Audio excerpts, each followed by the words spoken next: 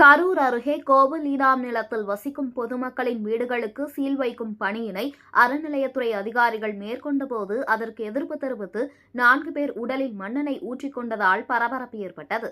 கரூரை அடுத்த வெண்ணெய்மலை அருள்மிகு பாலசுப்பிரமணியன் சுவாமி திருக்கோவில் அமைந்துள்ளது. இந்த கோவிலுக்கு சொந்தமான இனாம் நிலங்கள் கோவிலை சுற்றியுள்ள கிராமங்களில் இருக்கின்றன. அதில் ஆயிரக்கணக்கான குடும்பத்தினர் தலைமுறையாக வசித்து வருகின்றனர். இந்நிலையில் சென்னை உயர்நீதிமன்ற மதுரை கிளையின் உத்தரவின் பெயரில் கோவில் இனாம் நிலங்களில் உள்ள வர்த்தக கடைகளுக்கு அறநிலையத்துறை அதிகாரிகள் அவ்வப்போது சீல் வைக்கும் நடவடிக்கைகளில் ஈடுபட்டு வருகின்றனர். இதற்கு அப்பகுதி மக்கள் கடும் எதிர்ப்பு தெரிவித்து வருகின்றனர்.